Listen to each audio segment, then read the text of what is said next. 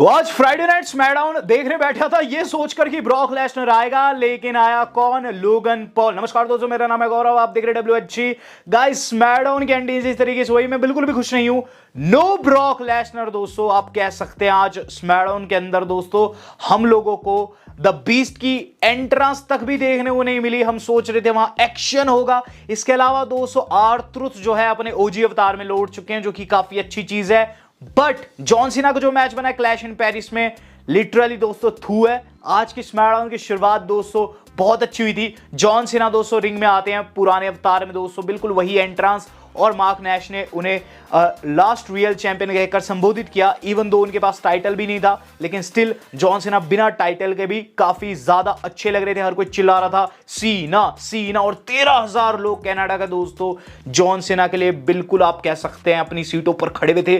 John Cena दोस्तों यहां लोगों को सबसे पहले अभिवादन देते हुए ये चीज कहते हैं कि थैंक यू, और उसके बाद कहते हैं देखो बैक इन द डे हम लोग यहां आने से डरते थे, WWE यहां आने से डरता था, क्योंकि वो कहते थे कि इस जगह पर लोगों को बोलने ही नहीं दिया जाता, हम लोगों को बोलने नहीं दिया जाता।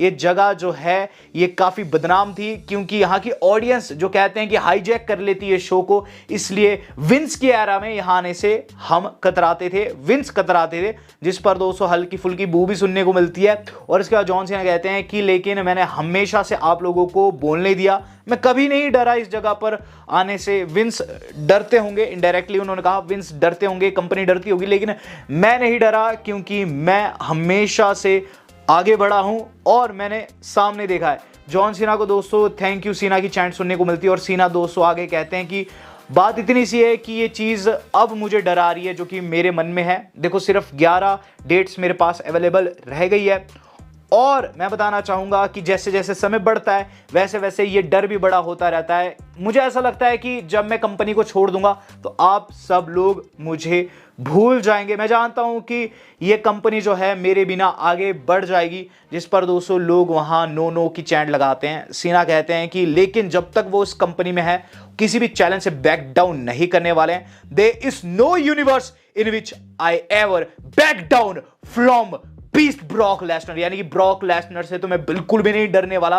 यहां उन्हें सीधे सीधे नेम ड्रॉप किया, और उसके बाद दोस्तों बिल्कुल तैश में आ जाते हैं, और लोग भी दोस्तों अपनी सीट्स पर खड़े हो जाते हैं। यहां दोस्तों उन्होंने कहा Brock Lesnar when you want some come get some. तो गाइस यहां उन्होंने कह दिया था वांट सम गेट सम, लेकिन इसके साथ उन्होंने एक और लाइन कही, वो कहते हैं इसके अलावा, यानी कि लेसनर के अलावा भी अगर किसी को यहां आकर अपनी पावर प्रूफ करनी है तो वो आ सकता है कि गाइस थीम सॉन्ग प्ले होगा लोगन पॉल का। सीरियसली यहां दोस्तों ब्रॉक लेसनर को आना चाहिए था, लेकिन दोस्तों लोगन पॉल आ गए। फिर लगा कि चलो कुछ मेन इवेंट में बनेगा या फिर इस सेगमेंट के एंड में बनेगा कि लेसनर आ जाएंगे। तो होता क्या है कि ये आ जाता है लोगन पॉल, और लोगन पॉल दोस्तों क्या चीज कहता है, वो कहता है सीना शायद तुम खुद के बारे में कंफ्यूज बैठे पड़े हो, लेकिन मैं जानता हूं तुम क्या हो, और रही बात मेरी तो मैं जानता हूं मैं क्या हूं, क्योंकि तुमने ही कहा था कि मैं बेटर रेसलर हूं।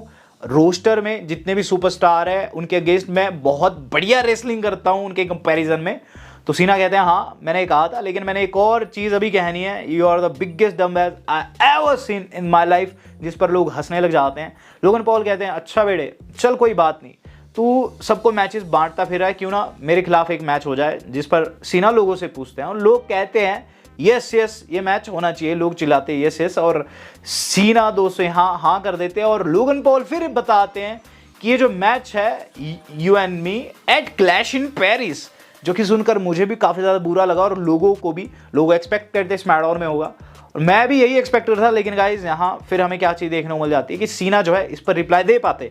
गाइज उन पर अटैक हो गया, ड्रू ने पीछे से आकर उन पर अटैक कर दिया, और फिर ये दोनों चढ़ गए सीना के ऊपर। कोडी रोड्स आते हैं दोस्तों, जो कि सीना का रेस्क्यू करते हैं। सीना एंड कोडी मिलकर इन्हें क्लोज लाइन लगाकर बाहर निकाल देते हैं रिंग से। और जाते वक्त दोस्तों सीना ने इन दोनों को क्या कह दिया कि लोगन अगर तुझे वाकई में मेरे खिलाफ क्लैश इन पेरिस में लड़ना है तो आई एक्सेप्ट दैट चैलेंज। और रही बात आज की, तो चूंकि मेरे पास एक टैग पार्टनर है जो कि कोडी है, तो तुम दोनों की टीम वर्सेस हम दोनों की टीम मेन इवेंट में। यहाँ दोस्तों हमें मेन इवेंट का पता चल गया था, और वहाँ दोस्तों अब मैं एक्सपेक्ट कर रहा था कि वहाँ लेसनर आएंगे। तो क्या वहाँ लेसनर आए, चलिए डिस्कस कर लेते हैं, मेन इवेंट में ही बात कर लेते हैं इसके बाद क्या हुआ है। इसके बाद दोस्तों अगली चीज़ देखने को मिली मोटर सिटी मशीन गन का इंटरव्यू, जहाँ वो बताते हैं कि वो काफ़ी थके हुए हैं, काफ़ी इंजर्ड है, क्योंकि जो मैच था, टीएलसी मैच था लास्ट पीएलई में, उसके चलते उन्हें बहुत इंजरीज आई है, लेकिन आज के लिए वो रेडी है और आज वो सोलो सिकोआ की एमएफटी को फेस करने वाला है। तो ये मैच था दोस्तों जेसी मटेओ एंड गाइज हमारे हिकुलियो उर्फ ठाला टोंगा का, जो कि फेस कर रहे थे मोटर सिटी मशीन गन को। मुझे लगा इसके अंदर मोटर सिटी मशीन गन जीतेगी, लेकिन हिकुलियो ने दोस्तों सभी को ओवरपावर कर दिया।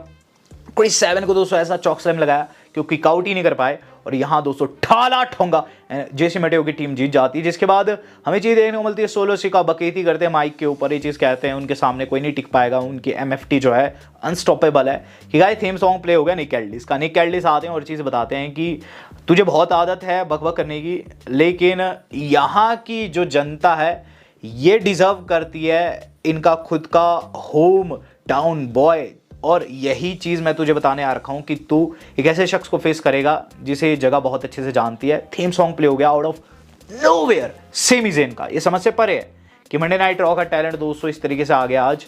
और हम कहते थे विंस की एरा में कुछ भी हो सकता है, ट्रिपल एच की एरा में कुछ भी चल रहा है। सेमी ज़ेन आता है और Sami Zayn versus Solo Sikoa होता है, एक नॉन टाइटल मैच था, जिसके अंदर दोस्तों ये चीज़ देखने को मिलती है एंड में कि जेसी मटेओ जो इन्वॉल्वमेंट की कोशिश करते हैं एक तरफ, और दूसरी तरफ दोस्तों टाला टोंगा। तो सेमी वहाँ जेसी मटेओ को टेक डाउन करते हैं, टाला टोंगा को रिंग में बुलाने की कोशिश करते हैं। इस गहमे गहमे में सोलो दोस्तों ने फिनिशर लगाना चाहते थे, लेकिन दोस्तों ने लग गया एक तरीके का रोल अप 1 2 and 3।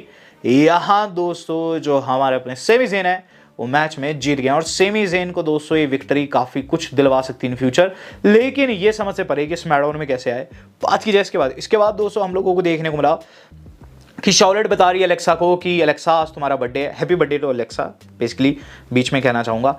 और यहाँ दोस्तों कहती है कि तेरा बर्थडे है तो मैं तुझे कुछ गिफ्ट दूंगी, लेकिन वो रिंग में दूंगी। In the mean time white 6 के दोस्तों विनेट देखने को मिल रहे हैं, और वाइट 6 दोस्तों वही फिर से बातें अजीब गरीब सी। इस बारी वो कहते हैं we will never lead you astray when we speak it always be bare truth, यानी कि हम कभी भी अधर में नहीं छोड़ेंगे, हम जब भी कहेंगे सत्य कहेंगे। जिसके बाद दोस्तों इन्होंने कहा कि आप लोगों ने देखा कि हमने किस तरीके की तबाही मचाई थी टीएलसी में, और यही चीज़ हम आगे भी कंटिन्यू रखेंगे। ये सब देख रहे थे दोस्तों हमारे स्ट्रीट प्रॉफिट वाले, जो कि काफ़ी फ्रस्ट्रेट थे, और वहाँ दोस्तों आ जाती है डीआई वाले, जो कि उनसे भी ज़्यादा फ्रस्ट्रेट थे। डीआई वाले आरोप लगाते हैं स्ट्रीट प्रॉफिट वालों पर कि उनकी वजह से उनकी लड़की यानी कि कैंडिस को चोट आई है पैर के ऊपर, चोट भी दिखा रही थी, लेकिन स्ट्रीट प्रॉफिट वाले कहते हैं कि धक्का तो तुम्हारी वजह से लगा था। इस दौरान निक कैल्डिस आते हैं और ये चीज़ कहते हैं कि तुम टीम्स जो है बिल्कुल शांत हो जाओ, मैं टीम्स को बिल्कुल सही रखना चाहता हूँ, टैग टीम डिवीजन को फिर से सही लेवल पर लाना चाहता हूँ, तो इसलिए मैं नेक्स्ट वीक तुम दोनों टीम्स का मैच बनाता हूँ। अब गाइस अलेक्सा जो है वो शार्लेट के साथ रिंग में आ चुकी है,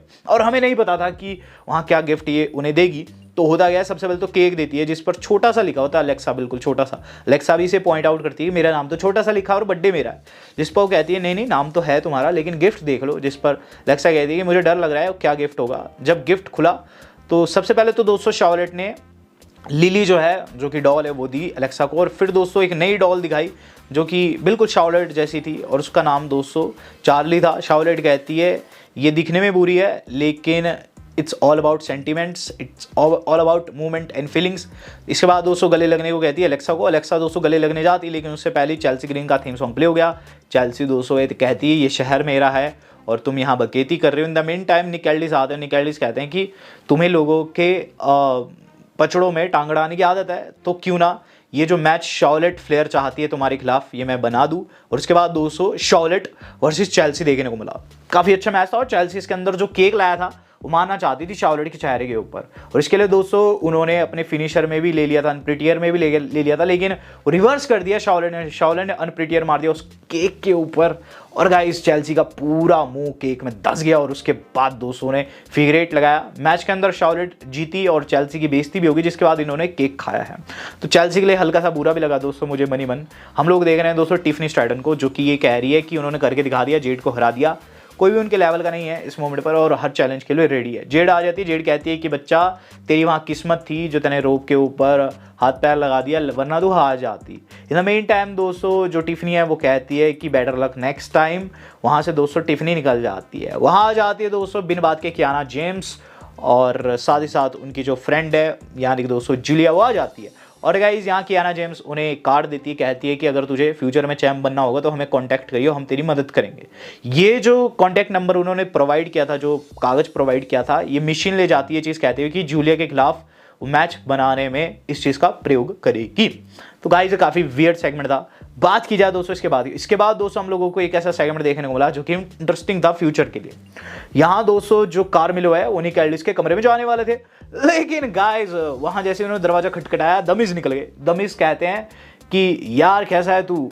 कार्मेलो कहते हैं मैंने तुझे काफ़ी टाइम से नहीं देखा, तू कहाँ था और मुझे तेरी मदद की अब ज़रूरत नहीं है। जिस पर दमिज कहते हैं कि देख सीना जो है उससे मैं हरा चुका हूँ और जो लोगन पॉल है उसे WWE में मैंने लाया, तो इन्हें तो मौके मिल रहे हैं लेकिन हमें मौके नहीं मिल रहे हैं।